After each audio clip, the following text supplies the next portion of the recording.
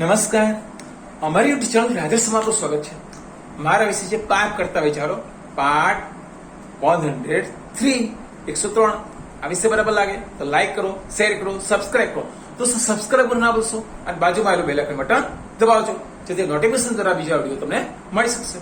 હવે રાજસ્થાનની તો એક વિધાયક હતો, એક વિધાયક, અને એને 350 વર્ષ મંદિર જૂનું તોડી પાડ્યું.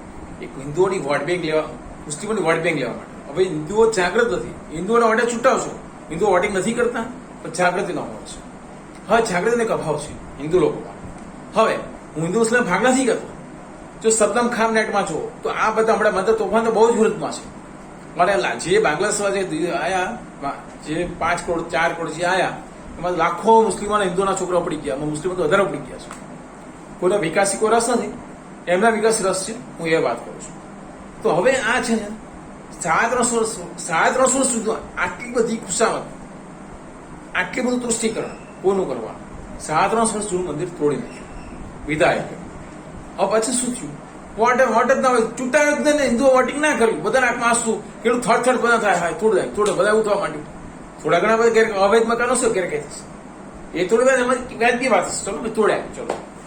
પણ આ મંદિર 350 વર્ષ જૂનું મંદિર આટલું બધું કેટલો એને ખબર ના હોય, એને ખબર જ છે. પણ પેલા લોકો ખુશ કરવા માટે પોતાનું કેટલું નુકસાન કર્યું. હવે માઇક કેટલો સાચું કરીને યોગી નથી ચૂંટાઈ આવતા, મોદી નથી ચૂંટાઈ આવતા, ખોટા રૂપિયા ભેગા કરવા છે એટલે આવું કરવાનું હોય કે લોકો સાચું કરવા આવે. બેવું નહીં વાંચો, હિન્દુઓ ખરા, મુસ્લિમો બધા હરખામ યોગી માટે. એવી રીતે સાચું આ લોકો કરવું નથી. થયું શું કે મોટું આલિશાન મહેલ જેવું મકાન જે આપણે અમદાવાદમાં ખરીએ ને તો 50 કરોડનું મકાન થાય, એવું મહેલ જેવું મકાન. એ જગ્યાએ જે ભાવ હોય ત્યાં 10-20 કરોડ હોય, જે ભાવ હોય જમીન પ્રમાણે.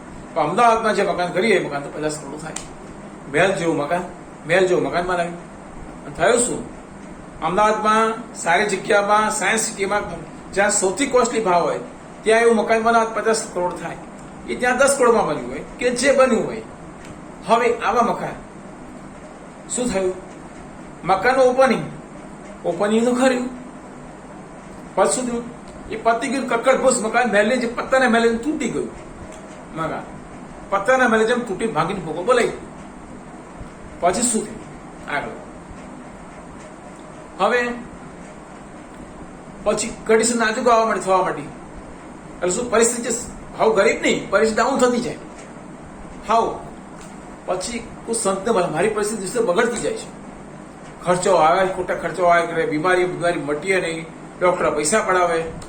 પછી પેલા આંખો બંધ કરીને કીધું એટલે તમે ખોટું કર્યું, ડોક્ટર બધી ખોટા જશે, ખોટા મોટા ડોક્ટરમાં જતા રહે. પછી તમે કેમ આવું થાય છે?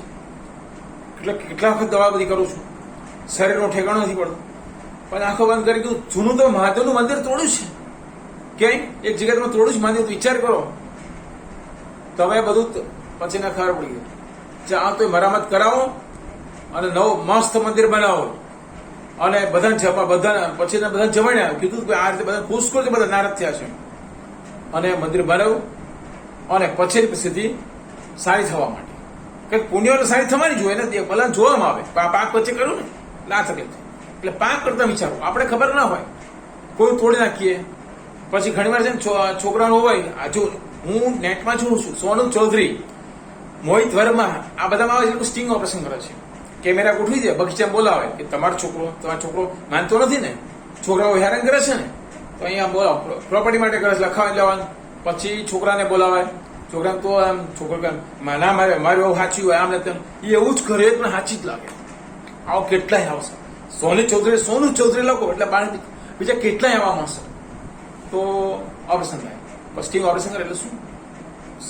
બહુ મારવા માટે સાસુ ને બધું દેખાય. અને પછી શું કે આ પોલીસ સ્ટેશન જશે અને છોકરો બેરિયર મારવા માટે. પછી કે હવે તું છૂટાછેડા, હવે તમને રૂપિયા નહીં મળે, કશું જ નહીં મળે. આ કેમેરા આ તારું પોલીસ સ્ટેશન મોકલી થાણામાં, એટલે પૈસા આપણને કશું ના થાય.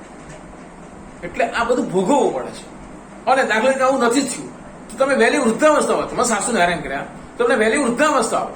એક ઉદ્યોગપતિ 60 વર્ષે મરી ગયો એના હિસાબે લોકોને લૂંટવામાં. કારણ કે એક જગ્યાએ આંખો બંધ કરી ગયા હતા. અહીંયા સિહોર બાજુ ગાંધારી આશ્રમ, જ્યાં ભાવનગર આપણે બોટાદ બાજુ ના ભાવનગર બાજુ સિહોર, અને ત્યાં સિહોરથી 8 કિલોમીટર ગાંધારી આશ્રમ. આ કલરમાં કયા કલર ગયો છે અને પાટલરમાં કયા કલર ગયો છે એ બાપુ કહી શકે. ત્યાં આવી પૂછવા ગયા એટલે બધું કહે કે એક ઉદ્યોગપતિ મરી ગયો 60 વર્ષની અંદર. એટલે શું કે ભાઈ 20 વર્ષ પહેલા છે ને રૂપિયાના ફોન તો 10 રૂપિયા લે મોબાઈલના, કોઈ મોબાઈલ બાકી કરે 10 રૂપિયા ચાર્જ લાગે. એટલે આ બધું પાપ કર્યું. પાપ ક્યાં છે? એટલે જે 80-90 વર્ષનું આયુષ્ય હતું એમ કે છે આખો બંધ કર્યું. હવે એ ઉદ્યોગપતિ ખબર જ નહીં હોય, કયો ઉદ્યોગપતિ ભગવાન જાણે. આ તો સાંભળતો કે 60માં કેમ મરી ગયા? 60માં એટલા માટે આપણા પાપ બધું અલગ હાય લાગી છે. પછી શું કે એમના છોકરા તમે સુધરો કે તમારા બાપાએ કર્યું તમે હવે કરો છો, પણ શું થશે? સરકાર એમ કે વિદેશી બધો લાભ લે છે અહીંયા, એટલે એમને કાઢવાની છે. તમે આવું કરશો તો આ લોકો વિદેશી, આ લોકો કોંગ્રેસ આ લોકો કમાશે, પણ તમે સુધરો એટલે શું એ લોકો જે ધંધા પડે મળે પડે ખરાબ એ જ વાત. આવું સાંભળતું એટલે આવું બધું બને છે. એટલે પાપ કરતા વિચારો. હવે કોઈને આપણે એક જણે કૂતરાને કર્યો, સાચી વાત ખોટી ખબર નથી, કોઈ જગ્યાએ સાંભળતું કૂતરા હેરાન કર્યો છે તો કૂતરું ભૂત બન્યું અને ખોટી રીતે હેરાન કર્યું એટલા માટે. એટલે માતાજી રક્ષણ ના કરે. ખોટી તો મારું જોડ્યું તો શું થયું કે અમુક જગ્યાએ બાઇક લઈ જાય, બાઇક સ્લીપ ખાઈ જાય, એને ખબર જ ના હોય. પછી એનો છોકરો પૂછવા જાય એના કામ કોઈ જગ્યાએ આખો તમારો બાપો મરી ગયેલા, કૂતરા ખરાબ માર્યું, કૂતરા સ્લીપ માર્યું, એ શું સ્લીપમાં જેના આજે જેનું બહાર આવે ન આવે, બાકી બધા ના હોતું હોય, આ કંઈક મરી જતા હોય એવી રીતે. એટલે આપણે ધ્યાન રાખવાનું પાક કરતા હોવારે વિચારવાનું. હવે સાનેપુર હનુમાન તે જેને કાળી કૂતરું ગળ્યું, ગલુડી વળી ગયું, કાળી કૂતરું ખાતો તો કંઈક જોઈ ગયું, મરી ગયું, કંઈક થયું છે, ગલુડી મરી ગયું હશે, જીવ ત્યાં રહી ગયું પેલા શરીરમાં. બોલે હું કાળી કૂતરું ગલુડિયું છું. એટલે આ બધું બને છે.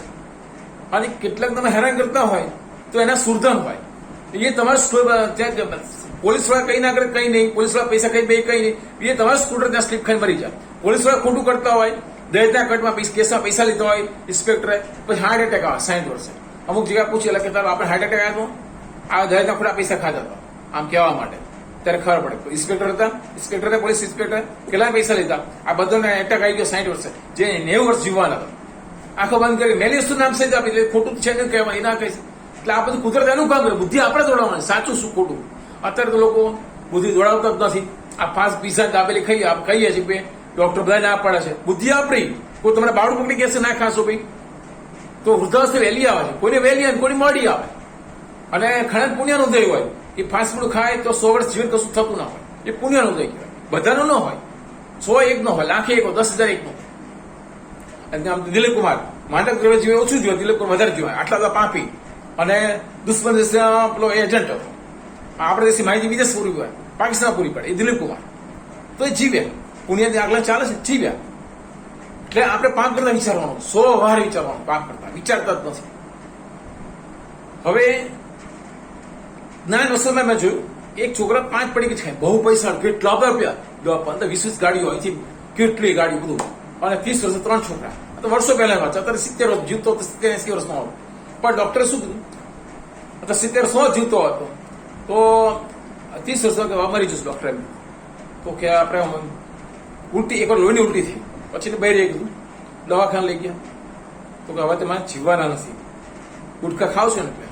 પછી મહિનો જ જીવવાનું, મહિનો. હા તો આપણે હું પૈસા કોઈ એટલે આપું, અહીંથી વિદેશના પૈસા, વિદેશ ડોક્ટર બોલાવે એને બોલાવે, આ મેળ આવાથી ડોક્ટર કહો કશું થાય એવું જ નથી. પછી ફલાણા આંકડે ખાય છે, પેલા કીધું ડોક્ટરે કોઈ ઘણા 50 ખાતા હોય, પણ બ્લડ સિસ્ટમ એવી હોય અને ઘણા પુણ્યનો ઉદય હોય, કશું થાય જ નહીં. એ બધાને એવા ઉદય ના હોય, પછી કોઈ ગમે એમ બોલાય નહીં. પછી આપણે 4 ઉઠી જતા હોય, પછી કે તમે 4 ઉઠી જજો, હું સુરેશ છું, તો બધા 2.5 કલાક ઊંઘે છે, કરો ને તમે, કોઈ આપણે એવું કહેશે તો. એટલે વ્યવહાર શું કહેવાય, 6 વાગે ઉઠી જાય એમ કહેવાય. અભિપ્રાય 4 વાગે, કોઈને એમ નહીં તમે 8 વાગે ઉઠી જાઓ તો આપણે હલકા કહેવાય. એટલે આપણો સ્વભાવ બધાને મળતાવડો હોવો જોઈએ, વ્યવહારિક વાતો કરવી જોઈએ, વ્યવહારથી વિશેષ વાતો તો આપણે હોશિયાર સમાજમાં આપણી છાપ ઊંચી પડશે. અને ત્યારે તમે બુદ્ધિશાળી તરીકે માણસ તરીકે બહાર આવશો. ગમે ફાકાંડ અભિમાન આ વસ્તુ નહીં કરવાની.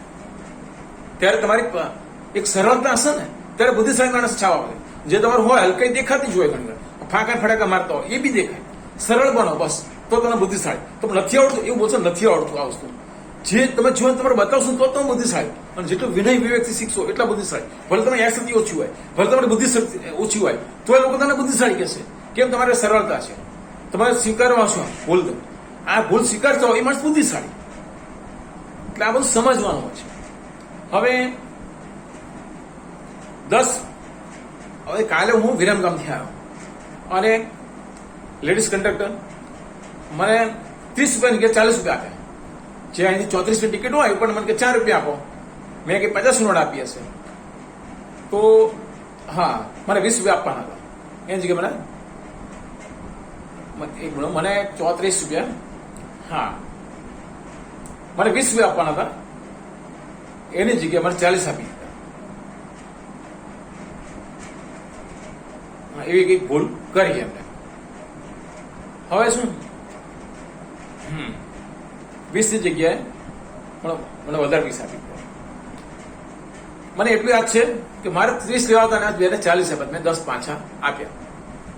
પછી બાજુ પછી મેં કીધું જો આપણે ખોટું કરી કોઈને 10 રૂપિયા વધારે લઈએ ને, હવે કોઈ માણસ 100 રૂપિયા વધારે લઈએ તો આપણે તકલીફ ના થાય. એક ઊંચી વ્યક્તિ હોય 10 રૂપિયા લઈએ તો આપણે તકલીફ થાય. તો કોઈને ખોટું બધું કરવું જ નહીં. અને કોઈને ઇન્સ્ટન્ટ રિઝલ્ટ મળે. કોઈ ભગવાનનો આત્મા હોય, માંડ કરીને નોકરી લાગ્યો હોય, કોઈ વ્યક્તિ માંડ કરીને નોકરી લાગે અને આપણે 10 રૂપિયા લાગીએ અને હાજે જોડવાને કેવી તકલીફ થાય, એ હાય આપણે નુકસાન કરે છે. આપણે ખબર નથી. મને મેં વિધાયકની વાત કરી એના છું. હવે મારી પાસે SBI બેંકમાં એકવાર એટીએમ પૈસા ભર્યો, 500 રૂપિયા મને મળ્યા. માંડ ખુલ્યું 500 રૂપિયા મળ્યા. તો એના મેનેજરે જાહેરમાં આપી દીધા. પછી કોઈ કે મેનેજર વાપરી નાખશે. મેં જાહેરમાં આપ્યા છે અને કોઈ જો એ કરે એને બધું ભોગવે. હું તો છૂટો થઈ ગયો ને. આ વાત છે. એટલે પાપ કરતા વિચારવાનું છે. કોઈ એકવાર મનપસંદ બેંકનું મેં કામ કર્યું. એમાં દેના બેંક વાળા મને 500 રૂપિયા વધારે મેં પાછા આપ્યા સીજર ઉપર. કોઈ ખોટું કરવાનું જ નહીં. કુદરત અનેક ઝઘડવા પડે છે. અત્યારે બીજા ગામમાં માણસો વિચારતા નથી. કોઈનું મકાન હોય અને નાદુરસ્ત હાલત હોય, મકાન લખાઈ જાય પછી કે આમને મને આપી દીધું. સ્વામિનારાયણ શિક્ષા બધે મને આ વસ્તુ પર આપા. તમે એક તો માંડ ધંધે લાગ્યા, તમારા ધંધા ચાલતા નથી હોતા. તો વિચારો મારી કેવી કન્ડિશન હતી. અને હવે 5 વર્ષ તમે ક્યાં જશો બીજા ગામમાં? તમે વિચારો કેટલો હેરાન થયા, કેવી આપણી બેજતી, આપણે બાપા બધા આપણે ખખડાવે કે તને ધંધો નથી આવડતો, આમ નથી આવડતું, તેમ નથી આવડતું. નાના ભાઈની ઇજ્જત વધારે હોય, આપણી ઇજ્જત કશું ના હોય. તો આવું કેમ? અને હવે પછી આપણે કરીએ શું થાય? આખા મેં દાખલો આપે આવું બન્યું નથી. પણ આવું ઘણું દુનિયામાં ચાલતું હોય છે. તો આપણે ક્યાં જવાના વિચાર કરીએ છીએ? એક બાજુ ભગવાન દુઆ લે, કેટલી ગરીબી, બીજો ટાઈમ ખાંડ માપા હોય, તો સારો સમય આવે લોકો કરવા જ મળે, પ્રધાન બની જાય. જેમ કલમાટી મને ખબર હતી શું કન્ડિશન ખરાબ એટલી ખબર હતી. પણ માણસ આગળ જઈને બધું ભૂલવા માંડે તો પછી કે માણસ પછી કઈ કન્ડિશન એ વિચાર નથી કરતો. એટલે પાપ કરતા વિચારો. અને આખા વૃદ્ધાવસ્થા આવે છે. કોઈ હેરાન કર્યા હોય, વહુ હોય સાસુને હેરાન કર્યું, સાસુ મરી ગઈ, એને વૃદ્ધાવસ્થા વહેલી આવે, ડાયાબિટીસ બીજા રોગથી પીડાય. તમને ખબર ના હોય. જેમ વિધાયકનું છે ને, વિધાયકનું કેમ આવ્યું એ ડાયાબિટીસ ના આવે પણ આર્થિક તકલીફ, કોઈ બીજી તકલીફ આવે. આગળના પુણ્યના આધારે પણ થતું હોય છે. હવે કોઈ જ્ઞાતિ પર ના જવાય. તો ભગવાન ત્યારે જ રાજી છે અને ત્યારે જ તમારો વિકાસ છે. તો કોઈ આ જ્ઞાતિ આવો, આ જ્ઞાતિ વાળો આવો, કોઈ જ્ઞાતિ પર માણસની વાત કરે, સ્વાભાવિક વાત કરી શકે. જો હું જૈન છું, બરાબર, તો મારી સાથે જૈનો ભાઈ અમારામાં અમુક ખામી હોય કે ભાઈ વારે વારે વાણી, એક ગા કોળી, કોઈ એક ગાવા બધું જાય અને 7 વાર સોની કેવું કંઈક કહેવાય છે. સોની પોતાની બેનને બી ના છોડે. હવે બ્રિટનની છોકરી, બ્રિટનમાં યોગા ટીચર 80-90 વર્ષથી મરી ગઈ અને અહીંયા બિકાનેરમાં જન્મી. ત્યાં 3 વર્ષથી છે. હું તો ભાઈ યોગા ટીચર હતી, આમ છું ત્યાં બધું વાત કરી. આખા બિકાનેર મને નામ ફેમસ થઈ ગયું. બહુ સુંદર છોકરી, ત્યાં બી સુંદર જ હતી. અને જે હોય મારવાડી જન્મ લીધો, બ્રાહ્મણ હોય કે વૈષ્ણવ હોય, જે હોય, હું હિન્દુ પરિવારે જન્મ લીધો છે. એવી રીતે એક મુસ્લિમ છોકરાએ જૈનમાં જન્મ લીધો. જૈન આદર્શ પ્રસંગ ચોપડીમાં લખ્યું છે, બની ગયેલી ઘટનાઓ.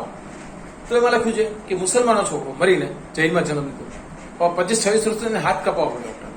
એ કે હું આટલો સરળ માણસ, આટલો સારો માણસ, એમ હું નોકર વગર કામ કરું છું અને મને આવું તકલીફ વિચારવા પડી ગયું. હા, મેં કોઈ પાપ નથી, મેં કીડી નથી મારી, મારા બાપાએ મને સંસ્કાર આપ્યા છે, મેં કશું કર્યું નથી.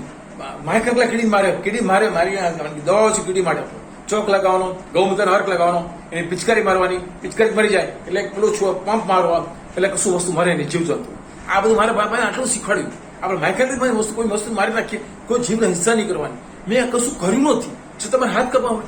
હા, વિચારો, હા હે ભગવાન, રોવે મેં શું પાપ કર્યું છે, હું બધું સારું જ કરું છું. પછી ને એકદમ ઊંઘી ગયો. પછી એકદમ પૂરો યાદ આવ્યો.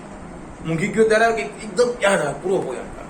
આગલા ભાવમાં મુસલમાન હતો અને બહુ જ મેં દ્વેષ હતો હિન્દુ ધર્મ હતો. મેં મૂર્તિનો હાથ કાપ્યો, મારા આ ભાવમાં મૂર્તિ કાપો. હવે એને હિન્દુ ધર્મ હોય કે હિન્દુ જન્મ, એનું આગળનું કર્મ હોય, એની પહેલાનું કર્મ હોય કે એટલે મુસ્લિમ, પછી એને જૈન ધર્મ મળે, પછી એને બ્રાહ્મણ મળે. આ બધું કર્મ નહીં હોય, એક છે. પછી એક કચ્છની અંદર મારે કાંકી રહેતા હતા, મારા કાકી મરી ગયા, કાકા મરી ગયા. ભાઈ બ્રાહ્મણી છોકરી જૈનમાં આવતા કીધું, સ્થાનકવાસી જૈનમાં, એમાં દીવા આગળ ના થાય. અમારે દીવા ના થતા, આમ લાગતું હતું. અમારી બાજુ અને એક જ ફળિયામાં પાછું, એક જ થોડેક દૂર બ્રાહ્મણ ફળી, વાણિયા ફળી, એટલે ત્યાં લઈ ગયા. તેને કહ્યું તારે મારા સંબંધ પૂરા થયા બેટા, હવે તું ત્યાં નહીં. એટલે આમાં બધા કેટલા બનાવ મળે. હું એટલે શું માણસ એવું થાય છે કે મારો હું ઊંચો, હું બ્રાહ્મણ છું, હું ઊંચો, મારા હું જઈને હું ઊંચો, હું સારો. જે જગ્યાએ જન્મ લે ત્યાં એને પ્રીતિ થાય છે. એટલે માણસ બધા સરખા છે એવું આપણે માનવાનું. સફાઈ કામદારી બી ચા પીવી તો જ ભગવાન રાજી રહેશે. એને આભડછેટ નહીં રાખવાનો તો ભગવાન રાજી. આ તમારા વિષય પર ચાહીએ.